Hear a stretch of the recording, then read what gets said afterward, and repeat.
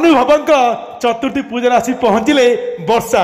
ଦର୍ଶକ ବନ୍ଧୁ ଏପଟେ ଚାଲିଛି ଅଭିନେତା ଅନୁଭବ ମହାନ୍ତି ଆଉ ତାଙ୍କ ଦିଲ୍ଲୀ ବାନ୍ଧବୀ ନୂଆ ପତ୍ନୀ ଜାଗୃତି ଶୁକ୍ଲାଙ୍କ ପୂଜା ଅର୍ଚ୍ଚନା ଆଉ ଚତୁର୍ଥୀର ପ୍ରିପେୟାରେସନ୍। ସୂଚନା ମିଳୁଛି କି କାଳେ ଏତିକି ସମୟରେ ଆଜି ପହଞ୍ଚିଛନ୍ତି ହଠାତ୍ ଅଭିନେତ୍ରୀ ବର୍ଷା ପ୍ରିୟଦର୍ଶିନୀ। ଆପଣମାନେ ଜାଣିଥିବେ କି ଏବେ ଅଭିନେତା ଅନୁଭବ ମହାନ୍ତି ଦିଲ୍ଲୀରୁ ଗୋଟେ ବିବାହ ସାରି ଫେରିଛନ୍ତି ଓଡ଼ିଶା। ତେବେ ନିଜ ଘରେ କଟକ ସ୍ଥିତ ବାସଭବନରେ ପହଞ୍ଚିବା ପରେ ଏବେ ସେ ସାହି ପଡ଼ି ସମସ୍ତଙ୍କୁ ଦେଇଛନ୍ତି ଭୋଜି ଆଉ ସମସ୍ତେ ମଧ୍ୟ ଡାକିଛନ୍ତି। ତେବେ ତାଙ୍କର ହେଉଛି ଏବେ ଚତୁର୍ଥୀ ପୂଜା, କାହିଁକିନା ଦିଲ୍ଲୀରେ ବିବାହ କଲା ପରେ ତାଙ୍କର ଚତୁର୍ଥୀ ପୂଜା ହୋଇନଥିଲା। ତେବେ ଓଡ଼ିଶା ଆସିବା ପରେ ଏବେ ତାଙ୍କ କଟକ ବାସଭବନରେ ଏବେ ହେଉଛି ତାଙ୍କ ଚତୁର୍ଥୀ ପୂଜା। ସେତିକିବେଳେ ଦେଖିବା ପାଇଁ ମିଳୁଛି କି ଗୋଟେ ଅଭିନେତ୍ରୀ ବର୍ଷା ଆସିଛନ୍ତି ସେତିକିବେଳେ। ତେବେ ଅଭିନେତ୍ରୀ ବର୍ଷା ଆସି ଏବେ ଅଭିନେତା ଅନୁଭବ ମହାନ୍ତିଙ୍କ ଚତୁର୍ଥୀ ପୂଜାରେ ଯୋଗ ଦେଇଥିଲେ। ସୂଚନା ଆସୁଛି କି କାଳେ ବର୍ଷାଙ୍କୁ ଡାକିଛନ୍ତି ଅଭିନେତା ଅନୁଭବ ମହାନ୍ତି। ତେବେ ଅଭିନେତା ଅନୁଭବ ମହାନ୍ତି ଆଉ ଜାଗୃତି ଶୁକ୍ଲାଙ୍କ କଥା ରକ୍ଷା କରି ଶେଷରେ ଫେରିଛନ୍ତି ଅଭିନେତ୍ରୀ ବର୍ଷା।